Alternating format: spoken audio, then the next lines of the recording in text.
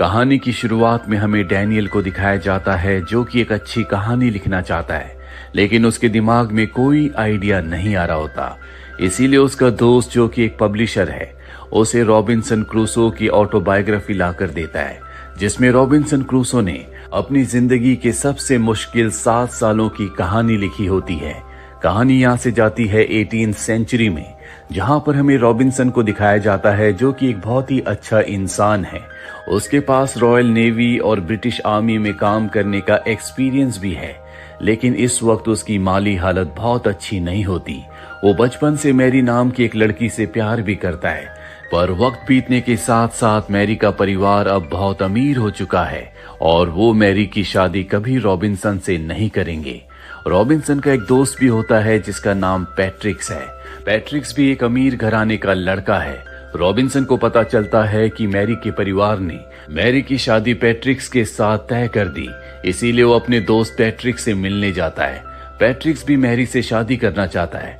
वो रॉबिन्सन से कहता है कि तुम मुझसे तलवारबाजी करो और जो इस मुकाबले में जीतेगा वही मैरी से शादी करेगा। इन दोनों के बीच में तलवारबाजी होती है, जिसमें रॉबिन्सन जीत जाता है और वो उसे छोड़कर जब जा रहा होता है तभी पैट्रिक्स पीछे से उसे मारने के लिए उसके ऊपर हमला करता है।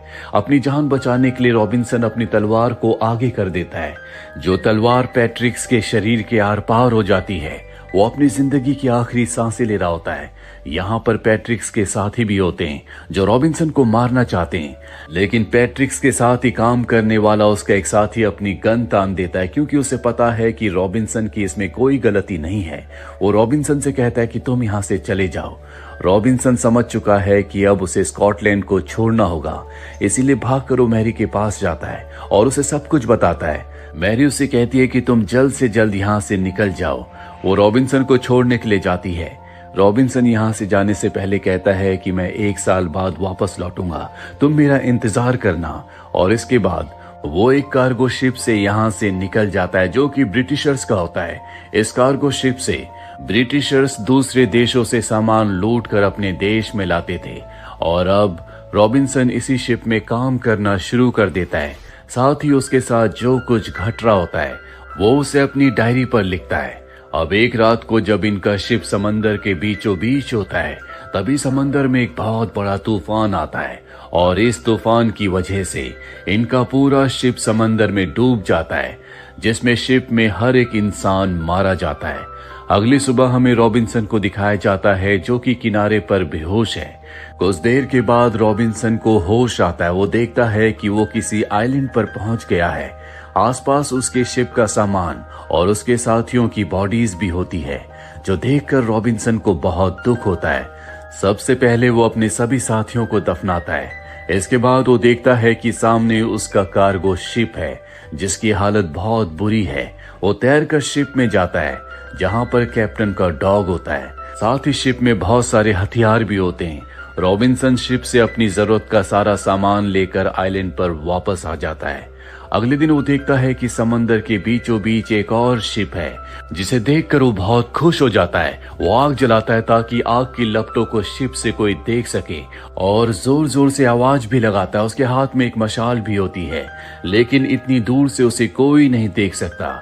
शिप वहां से चला जाता है।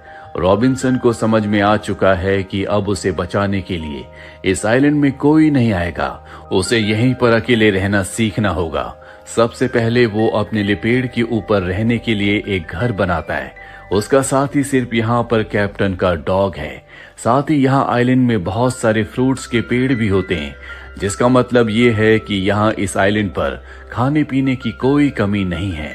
पर जैसे जैसे वक्त बीतता है उसे यहाँ पर रहना बहुत मुश्किल हो जाता है, क्योंकि वो अकेला है।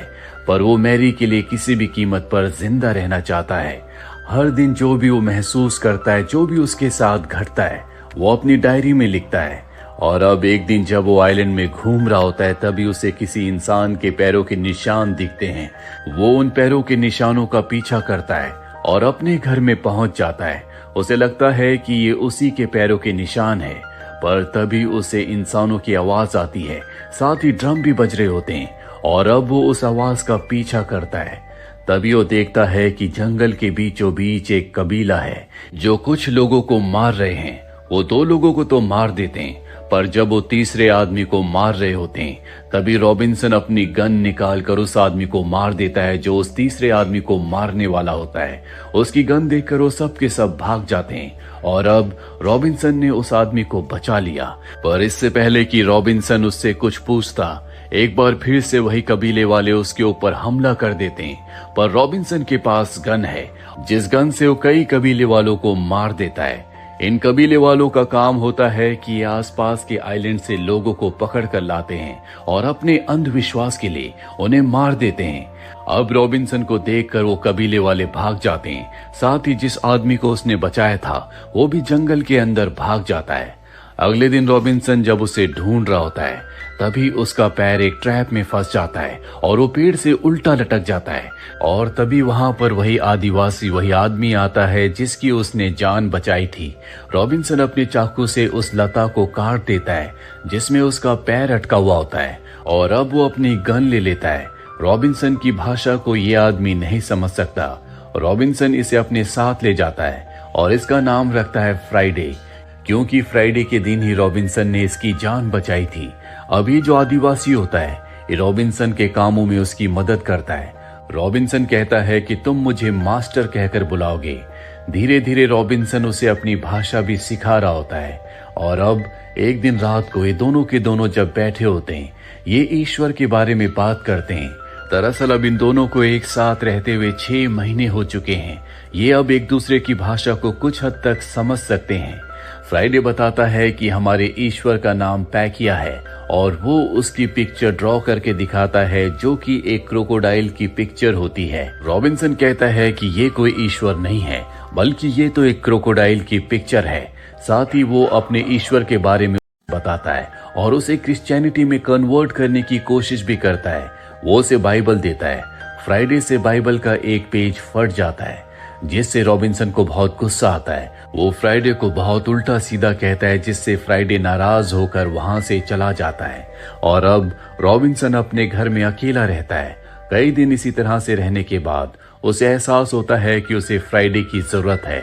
वो फ्राइडे के पास जाता है और इन दोनों के बीच में एक बार फिर से दोस्ती हो जाती है। फ्राइडे रॉबिन्सन को बताता है कि जिन आदिवासियों ने मुझे मारने की कोशिश की थी जल्दी वो दोबारा यहाँ पर आएंगे और दूसरे लोगों को मारेंगे। हमें उन्हें बचाना होगा। रॉबिन्सन के पास बहुत सारा बारूद भी होता है और जिस जगह वो आदिवासी उन लोगों को मारने वाले होते हैं ये दोनों मिलकर वहां पर बारूद बिछा देते हैं। और जब वो लोग वहां पर आते हैं तो ये बारूद में आग लगा देते हैं जिससे चारों तरफ आग लगना शुरू हो जाती है। लेकिन रॉबिन्सन के साथ जो उसका डॉग होता है आग देखकर वो उस तरफ भागता है और तभी बारूद की वजह से एक बहुत बड़ा ब्लास्ट होता है जिसमें वो सभी आदिवासी मारे जाते हैं। साथ ही रॉबिन्सन का डॉग भी। अपने डॉग की मौत से वो बहुत उदास हो जाता है। वो उसे दफना देता है। वो बहुत ज्यादा दुखी होता है। फ्राइडे जब ये सब देखता है तो क्रिश्चियनिटी के लिए उसके दिल में इज्जत आ जाती है क्योंकि उसने एक डॉग को भी सम्मान दिया। फ्राइडे रॉबिन्सन को बताता है कि हमने नीमन्स आदिवासियों को मारा है। जल्दी उनके लोग हमसे बदला लेने के लिए यहाँ पर आएंगे। हमें उसके लिए तैयार रहना होगा।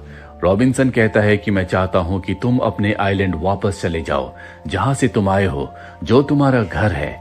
फ्राइडे रॉबिन्सन से पूछता है कि तुम किस आइलैंड से आए हो। वो बताता है कि मेरे देश का नाम स्कॉटलैंड है जहाँ इस वक्त ब्रिटिशर्स का राज है। फ्राइडे जब ब्रिटिशर्स का नाम सुनता है तो बताता है कि मेरे पिता ने ब्रिटिशर्स के बारे में मुझे बताया था। वो हमारे आइलैंड पर आते हैं और हम लोगों को गुलाम बनाकर अपने साथ ले जाते हैं और जो लोग उनके साथ जाने से मना कर देते हैं वो उन्हें मार देते हैं।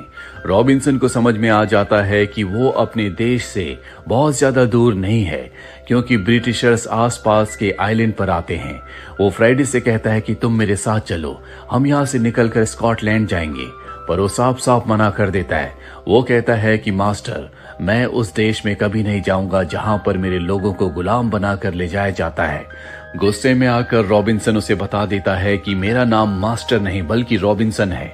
वो पूछता है कि मास्टर का मतलब क्या होता है। रॉबिन्सन कहता है कि मास्टर का मतलब मालिक होता है। ये सुनकर फ्राइडे को बहुत दुख होता और बहुत गुस्सा भी आता है, क्योंकि अभी तक वो उसे अपना दोस्त समझ रहा था, जबकि उसे समझ में आ चुका है कि रॉबिन्सन उसे गुलाम से ज्यादा कुछ नहीं समझता। इसीलिए वो रॉबिन्सन को पकड़ लेता है, उस पर हमला करना चाहता है, पर वो रॉबिन्सन को सही सलामत छोड़कर वहां से चला जाता है। रॉबिन्सन ने अब तय कर लिया है कि वो नाव बनाकर इस आइलैंड से हमेशा के लिए अपने देश वापस लौट जाएगा। वो नाव बनाना शुरू करता है। कई दिन की मेहनत के बाद एक दिन उसके पास फ्राइडे आता और कहता है कि मैं तुम्हारा गुलाम नहीं हूँ। रॉबिन्सन उससे माफी मांगता है और कहता है कि मुझे माफ कर दो, हम दोनों बहुत अच्छे दोस्त हैं। और इस तरह से इन दोनों के बीच में पीस हो जाता है, जिसके बाद फ्राइडे भी रॉबिन्सन की नाव बनाने में मदद करता है। इक्विपमेंट्स कम होने की वजह से इन्हें बहुत वक्त लग जाता है, पर अब इनकी नाव बन चुकी है। पर एक रात को बहुत बड़ा तूफान आता है और जब तूफान शांत होता है तो ये देखते हैं कि जो नाव इन्होंने बनाई थी वो समंदर में बह चुकी है, यानी कि अब ये यहाँ से नहीं निकल सकते। साथ ही नीमन आदिवासी जिनके लोगों को इन्होंने मारा था वो अब एक दिन बाद यहाँ पर आने वाले हैं, जो अपने लोगों की मौत का बदला इनसे लेंगे। इसीलिए दोनों मिलकर आइलैंड पर बहुत सारे ट्रैप बिछा देते हैं। अगले दिन बहुत सारे नीमन्स इनसे बदला लेने के लिए आ जाते हैं, पर वो इनके ट्रैप में फंस जाते हैं और एक एक करके बहुत सारे नीमन आदिवासियों को मार देते हैं। पर कुछ नीमन आदिवासी इनके घर तक पहुंच जाते हैं, जहां पर इन दोनों ने बहुत सारा बारूद बिछाया है। उस बारूद से एक ब्लास्ट करते हैं जिसमें सब के सब मारे जाते हैं। पर एक आदिवासी मरने से पहले रॉबिन्सन को तीर मार देता है, जिससे वो जख्मी हो जाता है। और अब फ्राइडे उसका दिन रात ध्यान रखता है, उसकी मरहम पट्टी करता है, लेकिन रॉबिन्सन को कोई आराम नहीं मिल रहा होता। नीमन्स आदिवासी यहाँ पर अपनी नाव से आए थे, इसीलिए अब फ्राइडे तय करता है कि वो रॉबिन्सन को अपने खुद के आइलैंड पर ले जाएगा। दरअसल अब तक वो खुद के आइलैंड पर इसलिए नहीं गया था क्योंकि उसके लोगों ने मान लिया था कि वो मारा जा चुका है, उसे अच्छे काम के लिए सेक्रीफाइस कर दिया है। पर अब उसे अपने खुद के आइलैंड पर जाना होगा। वो नीमन्स आदिवासियों की नाव में रॉबिन्सन को अपने आइलैंड पर ले जाता है, जहां पर उसके जो साथी होते हैं, जो आदिवासी होते हैं, वो रॉबिन्सन को पकड़ लेते हैं, क्योंकि उन्हें लगता है कि ये एक ब्रिटिशर है जो उन्हें गुलाम बनाने के लिए यहाँ पर आया है। पर यहाँ पर कबीले के कुछ रीति रिवाज होते हैं, इसीलिए सबसे पहले रॉबिन्सन के जख्मों को ठीक करते हैं। और अब जब रॉबिन्सन पूरी तरह से ठीक हो जाता है तो रॉबिन्सन को कहा जाता है कि तुम्हें फ्राइडे से लड़ना होगा और तुम दोनों में से जो भी जिंदा बचेगा हम उसे छोड़ देंगे। अभी दोनों दोस्त एक दूसरे के आमने सामने होते हैं। फ्राइडे रॉबिन्सन से कहता है कि तुम मुझे मार दो, इसके बाद तुम आजाद हो जाओगे और अपने देश स्कॉटलैंड चले जाओगे। रॉबिन्सन अपने दोस्त फ्राइडे को नहीं मारना चाहता। कुछ देर लड़ने के बाद वो अपने आप को फ्राइडे के सामने सरेंडर कर देता है और कहता है कि तुम मुझे मार दो ताकि ये तुम्हारी जान को बख्श दें। फ्राइडे भी रॉबिन्सन को नहीं मारना चाहता, पर तभी यहाँ पर एक बार फिर से ब्रिटिशर्स आ जाते हैं, जो देखते हैं कि रॉबिन्सन और फ्राइडे एक दूसरे के सामने हैं। वो रॉबिन्सन को देखकर समझ जाते हैं कि वो उन्हीं में से एक है, इसीलिए फ्राइडे को गोली मार देते हैं, जिससे फ्राइडे की मृत्यु हो जाती है। वो रॉबिन्सन को बचा लेते हैं और यहाँ पर जितने भी लोग, जितने भी आदिवासी होते हैं, उन सबको गुलाम बनाकर अपने शिप में ब्रिटेन के लिए रवाना हो जाते हैं। रॉबिन्सन फ्राइडे की मौत से बहुत ज्यादा दुखी होता है।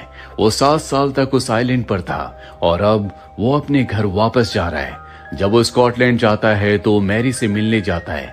मैरी ने अब तक शादी नहीं की, वो पिछले 7 सालों से उसी का इंतजार कर रही थी और अब जबकि वो घर वापस आ चुका है, ये दोनों फैसला करते हैं कि ये शादी कर लेंगे। कहानी वापस प्रेजेंट में आती है, जहां पर डैनियल इस ऑटोबायोग्राफी को पढ़ रहा होता है जो खुद रॉबिन्सन ने लिखी थी। वो इस कहानी से बहुत ज्यादा इम्प्रेस और इमोशनल हो जाता है। वो अपने दोस्त पब्लिशर से कहता है कि मैं इसके ऊपर एक अच्छी कहानी जरूर लिखूंगा जिसे हम पब्लिश करेंगे। और इसी के साथ ये फिल्म, ये कहानी यहीं पर खत्म हो जाती है। उम्मीद करते हैं कि ये कहानी आपको पसंद आई होगी।